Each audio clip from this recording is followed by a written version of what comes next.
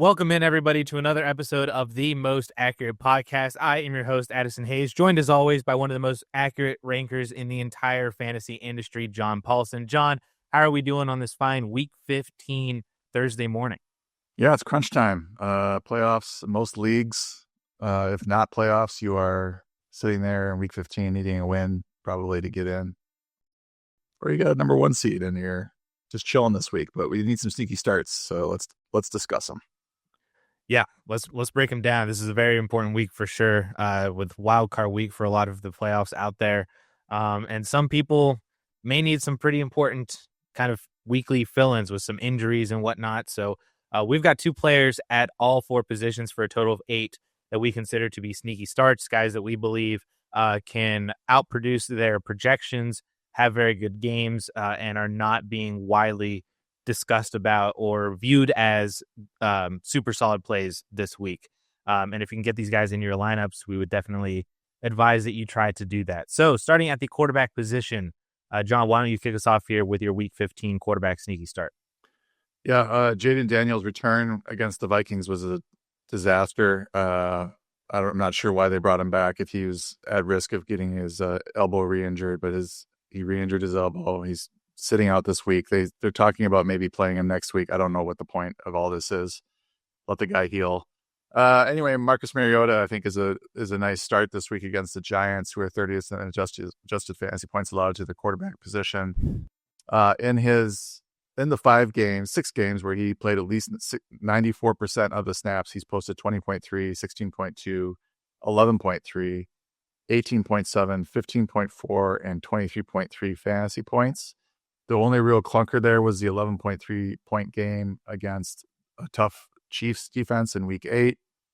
Otherwise, he's been a really steady producer, some decent games in there and some good ones as well.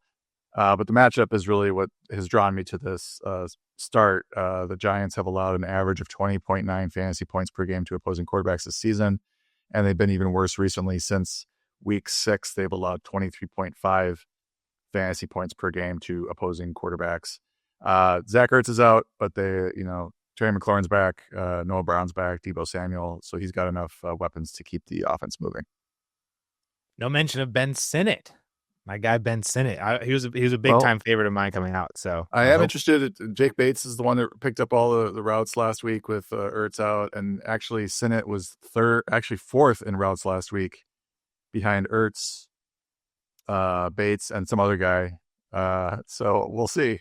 We've been waiting on Ben Sinnott to happen, right? Yeah, we have been. Trey McBride 2.0. This is what I'm here for. Not to say that you should start Ben Sinnott, but I'm hopeful. I'm just watching. I'm hoping that he can do something now. And the prophecy that was foretold whenever Ertz got there and Sinnott was drafted, that has happened twice already with Goddard and McBride, can happen once again for Ben Sinnott. But no, I really like Marcus Mariota as well, and I love hearing this too because I have him starting in one of my Superflex leagues. I had Jaden Daniels. I had Mariota handcuffing Daniels, so I had a starter no matter what. And I've got Mariota going this week in a wild card matchup, so I'm hoping for a pretty good game. I'm happy to hear this as well. And the matchup is great against the New York Giants, who've allowed multiple touchdowns to pretty much every opposing quarterback over the last few weeks, if you include rushing touchdowns from Caleb Williams back in Week 10.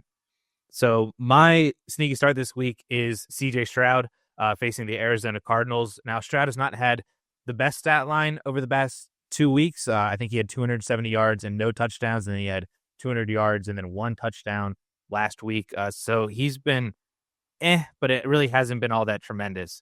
But like I said, Cardinals at home, they have allowed 3 of the last 4 opposing quarterbacks to throw for 3 touchdowns on them, with 2 of the last 3 being 250 plus and 3 touchdowns.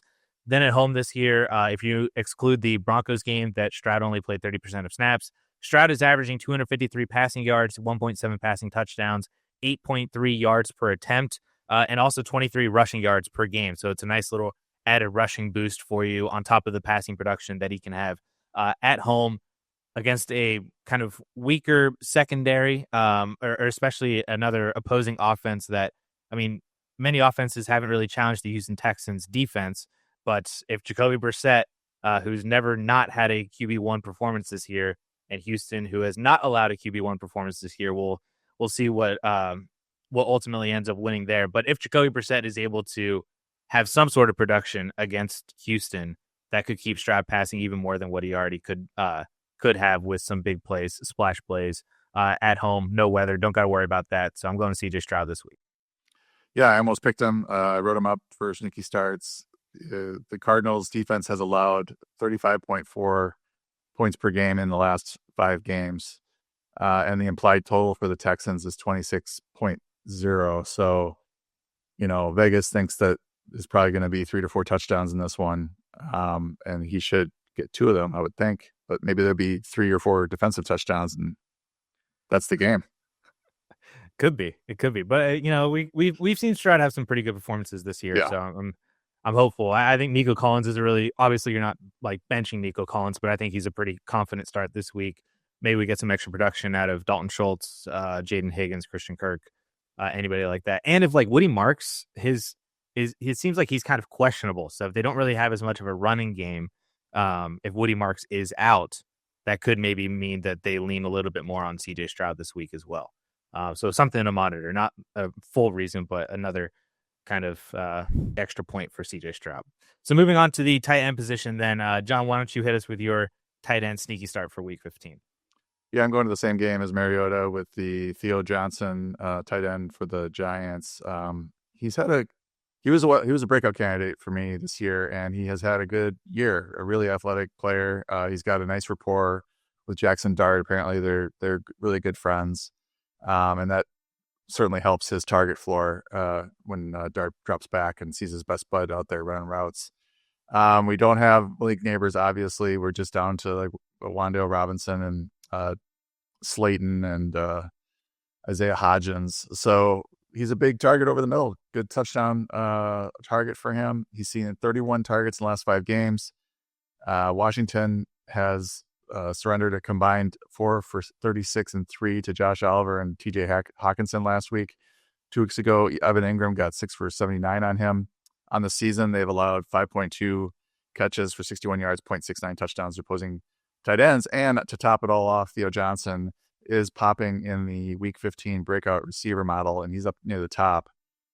So that's all working in his favor. They're 31st in adjusted fantasy points allowed to the tight end position, are the Commanders. So this is just a nice, good player on the fringe of being a tight end 1, good young quarterback, and a great matchup. Kyle Borgononi just tweeted out yesterday.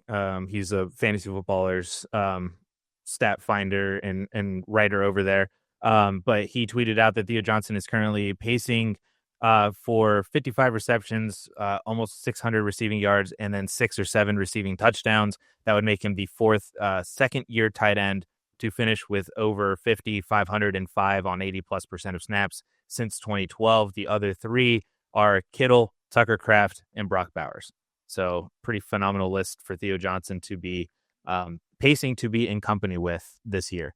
I will mention that he is dealing with a toe injury, so I just want to get ahead of that in case he gets ruled out and we get flamed in the comments for recommending a player that is injured. But he did have a toe injury. I think he was limited or out DNP yesterday. I'll double check that.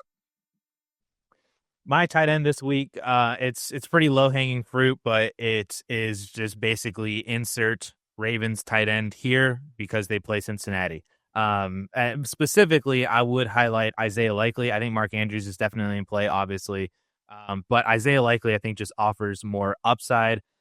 He went 5 for 95 against Cincinnati a couple weeks ago. I think that week you had actually highlighted Mark Andrews as a sneaky start. And then I jokingly said, well, my tight end sneaky start is Isaiah Likely, which I did say mostly in jest, but there was a little bit of seriousness behind it because that is just how bad the Bengals defense is against the tight end position, and then Likely went out and had 5 catches for 95 yards against them. Then he also had 4 for 25 and 1 against Pittsburgh last week, which should have been, in my opinion, 5 for 38 and 2.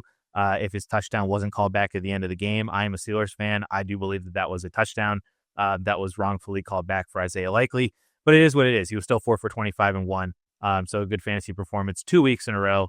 Gets Cincinnati this week, who are just absolutely abysmal. Like it's like historically bad for them against the tight end position. So play Isaiah Likely, play Mark Andrews, and just play tight ends against Cincinnati. I like it. Easy enough. Running back position then. John, I really like your pick here. I'm actually tempted to throw him into another wild card matchup in one of my redraft leagues. So why don't you hit us with your running back sneaky start? Yeah, I double checked. Theo Johnson was limited yesterday, so I think he's going to play. And they were off last week, so he should be fine. Devin Singletary, I didn't even plan this, but I got my first three sneaky starts are all from the same game. Devin Singletary, Tyrone Tracy was carted off in week 13, but he just has a hip injury or hip contusion, and he's expected to play. I guess they said he's good to go yesterday, but Singletary has been the better fantasy back the last few weeks. He's got all the goal line work is his, and we have Tracy now who's dinged up. I think Tracy will have a role, but this is a great matchup where both players could actually turn in decent fantasy performances. Washington is 28th in adjusted fantasy points allowed to the position. Singletary had 15 touches for 102 total yards and a touchdown in week 13. Washington has allowed opposing backfields to average 32 touches for 183 yards, 1.75 touchdowns over the last 4 games, giving up 5.37 yards per carry in that span. So like I said, I think both players could produce, but I would lean Singletary's way due to that touchdown upside. He's also is a good pass catcher, and he's running better right now than Tracy. So this one makes a lot of sense to me. These are 2 bad defenses, so could be a good place to mine fantasy points. Yeah, even though Tracy has been really solid over the past few weeks before his injury, ever since Cam Scadaboo went down. But, I mean, Singletary had also been getting a lot of that work, too. That's been very 50-50. And like you mentioned, like Singletary can catch the ball as well, had 3 receptions in week 13. So I really do like the play, even with Tyrone Tracy there, if he is hampered at all. Just against a bad defense, Devin Singletary is a pretty solid option. So at the running back position for me, I'm going with Rico Dowdle. This is more of just trying to inject some confidence into playing Rico this week. I've already talked to a couple people just in DMs or even friends through text messages and stuff about should I start Rico Dowdle this week, and I personally am starting Rico in one of my leagues. And even though he's had a bad couple of weeks, seemingly got overtaken by Chuba Hubbard last week against the Rams just because Chuba seemed like he had the hot hand that week. I still think that Rico Dowdle is more of the 1A in this backfield. And even though that Chuba had a lot of the work against the Rams, Rico was still heavily involved as well too. He had 18 carries for 58 yards, 2 receptions for 21 yards. Like, that is phenomenal usage. And for the past 5 weeks, he's had over 20 touches and just hasn't scored in 3 straight. But he gets the New Orleans Saints this week, who he did already have 18 for 53-1 on them a couple weeks ago in their first matchup. And also had 3 receptions that week. And if you look at what the Saints have allowed over the past couple weeks, 2 touchdowns to the Buccaneers backfield last week. Devon Achane had 130-1 on them. Bijan and Tyler Algier combined for over 110. Kyron Williams had 114-1 in the same game that Corum had over 50 yards. So just over the last month or so, the Saints' run defense has not been all that great. Rico's already had success against them. I think this is a good week for Rico Dowdle. I've got him at RB21. I think this backfield is Dowdle starting, but they are going with the hot hand situation. So it is a bit risky, but I think if you think it's a good matchup and he gets off to a good start, then he should be involved throughout. Just the only risk is that he has a bad first series. Hubbard comes in, lights it up, and then all of a sudden he's losing a series here and there. But he still had the 18 carries, 2 catches last week, even though Hubbard technically outplayed him. I just noticed that his yards per carry is down since his really, really hot run in the middle. He's been under 3 in 2 of the last 4 games, under 3.5 yards per carry in 3 of the last 4. But he's remained involved, and he's got enough snaps. The only concern here is that he just gets off to a bad start. Yep, but I still think, even just given the nature of this game, New Orleans has kind of been sneaky. They could keep up with Carolina. Carolina also really has to win this game too. So I wouldn't be surprised if either New Orleans keeps it tight, thus keeping Rico and Chuba both in play, or maybe Carolina just really comes out to a hot start and a quick jump, and maybe they're just kind of salting the game away more at the end with a big lead. And maybe Rico's a big reason why they get out to a quick start as well. If in case instead of not having a good start, maybe he has a really phenomenal start. So I like Rico Dowdle a lot this week. It's more of a gut feeling than anything, but he's my sneaky star at the running back position. Moving on to wide receivers and our final position. John, why don't you hit us with your final sneaky start for week 15? Yeah, it's crunch time. I'm going to go back to one of my preseason April, May gems that I loved, Jauan Jennings, who is now seemingly finally healthy. Brock Purdy's back at quarterback, and he's producing at the levels that I thought he might, after the draft. When I ran the first set of projections, he just popped as a great, great value, and then had a bad summer, holding out, injured, and then just had like a slow start to the season. But since Brock Purdy has returned, Jennings has posted 4 for 54, 5 for 41 and 1, and 4 for 39 and 1 on 19 total targets over the last 3 games. Prior to Purdy's return, he had 4 for 41 and a touchdown, and 6 for 71 and a touchdown in weeks 9 and 10. He has been the fantasy wide receiver 18 since week 9. And I think he's now finally healthy-ish, or as healthy as anybody is in the middle of the season, end of the season in the NFL.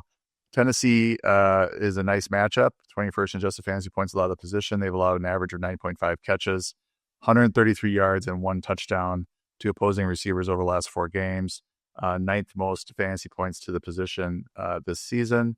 And, his competition pretty much consists of George Kittle at tight end and Christian McCaffrey out of the backfield. But this is a very productive offense. Ricky Pearsall just hasn't happened yet. Maybe the bye week is allowing him to get fully healthy and he has a good game, but we have seen nothing pointing to that prior to the bye. So Jauan Jennings, wide receiver 2 this week. Yeah, Jennings certainly has that rapport with Brock Purdy for sure, more so than Ricky Pearsall. Jennings has scored in 4 of the last 5. And I was looking at Pearsall's stats because I saw him on the waiver wire earlier today in one of my leagues, and I was like, oh, he could be an interesting guy. But I saw his game log: 3 targets, 4 targets, 2 targets the 3 weeks after coming back from injury prior to their bye week last week. 20 total receiving yards in those 3 games. So it has just not gone Ricky Pearsall's way after a hot start. And Jauan Jennings has been much more of the wide receiver 1. So I like this call a lot this week. My wide receiver, since John, you decided to avoid Washington and New York for your wide receiver spot and not continue the pattern, I decided to continue the pattern for you with Wan'Dale Robinson. He has seen 8+ targets in 5 straight, including 11+ targets in 3 of those 5 games. Washington as a whole just is a very bad defense top to bottom against pass and the run. But they're also really bad against slot wide receivers. Wan'Dale already, he had 6 for 55 against them on 8 targets in week 1. And that was with Malik Neighbors and not with Jackson Dart. I believe that was a Russell Wilson start back in week 1. So I think Wan'Dale, he's shown that he has a very safe floor. Basically, since Neighbors went down, he's been extremely safe the vast majority of his games. But he also has the upside that every now and then he has like these monstrous games like he had just a couple weeks ago. And I think that he has that upside again this week against the Commanders defense. So very safe play, a guy that's going to score you a decent amount of points if you just need the production, but I think also has the upside to score, 20 plus if he has just one of his like monster games. Yeah, I like it. I have him ranked wide receiver 20 this week, right ahead of Jauan Jennings at 21. Yeah, I think he's a really solid start. So that's going to do it for the Week 15 sneaky starts then. That is Marcus Mariota, CJ Stroud, Theo Johnson, Isaiah Likely / Mark Andrews, Devin Singletary, Rico Dowdle, Jauan Jennings, and Wan'Dale Robinson. We're going to move in then to our Bleacher Nation fantasy card for this week. Bleacher Nation Fantasy, if you are not familiar, is a pick'em style game very similar to Prize Picks or Underdog, where you scroll through the entire slate, find a player that you like, hit more or less on their stat, build out a card, and the number of legs that you have in there gives you a payout multiplier at the end if you hit on all of those cards, or all those legs, I should say.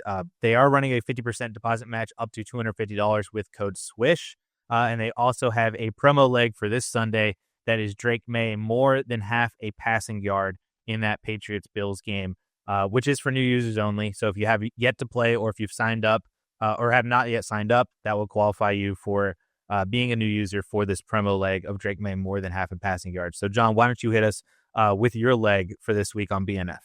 Yeah, sadly, last week I took Chase Brown, 74.5 rushing and receiving yards. He did not hit that number against the Bills. The Bills suddenly learned how to play rush defense, apparently. But he did have two touchdowns, so he scored well for me in my fantasy league. I'm going with this week, Jared Goff, more than 252.5 passing yards. He has cleared this against the Rams. He has cleared this number in 6 straight games. And the Lions are 6-point underdogs, so this is a negative game script game for Goff. It's indoors, so I'm not too worried about it being on the road. Since week 4, 6 quarterbacks have cleared this number in 10 games against the Rams, and the ones who didn't, here's the list: Bryce Young, Baker Mayfield in an injury game / Teddy Bridgewater, Tyler Shuff, and the combination of Tyler Huntley and Cooper Rush. I feel like Goff is probably better than everybody there, except for maybe Mayfield, but that was, Mayfield's been struggling a little bit. The Rams tend to jump out to leads, and I think this is going to be no different, or at least it's going to be a neutral game skip. The Rams are pretty tough against the run, only 3.9 yards per carry allowed. So I do think this is a game where Jared Goff's arm will be needed, and he has cleared this in 6 straight games, so I think he'll clear it for a 7th. Yep, I love it, especially with Jahmyr Gibbs' receiving game involvement, too. I mean, just one dump-off can be a 70, 80-yard passing touchdown for Jared Goff, and he doesn't have to really do all that much. Same with Jameson Williams. He's still got Amon-Ra. Great. This game is honestly really fun, and that's why my leg is also in this game. It is Davante Adams more than 22.5 on his longest reception. He's hit this in 4 of his last 6, 9 of 13 on the season, and then all but one game at home this year. The Lions secondary is awful. And as you just mentioned, this is probably going to be a very high scoring game. The Rams are favored, but not by a whole lot. The Lions should be able to keep up offensively as well. So if it's a very high scoring kind of back and forth game, lots of big plays on both sides. Davante Adams has been used as a vertical weapon a lot this year, and they are just really recently finding that connection with Matthew Stafford that he had a little bit of trouble with at the beginning of the year, just as a new wide receiver, new quarterback. But that connection's been there, and I think that Davante Adams is in play for a not necessarily a long reception, but 23 or more longest reception is what I'm looking for. I debated his yards. I debated Puka's yards. I debated Stafford's yards. Honestly, I think this game is really fun. And if you just take the more on a lot of this stuff, I think you should probably have a pretty solid day. So that's going to do it then for our Bleacher Nation card, as well as we got the promo leg of Drake May more than half a passing yard, Jared Goff more than 252.5 passing yards, Davante Adams more than 22.5 on his longest reception. Play that on the Bleacher Nation fantasy card, and don't forget the 50% deposit match up to $250 with code SWISH. And that's going to wrap it up for this whole entire show. We appreciate you guys watching or listening, tuning in this week. For week 15. Good luck in all of your matchups this week. If you are in the playoffs, or if you are 1 week out from the playoffs and need to sneak in for next week, good luck to all of you guys for your matchups. And we will be back again for week 16. Sneaky starts next week on the Most Accurate Podcast. See ya.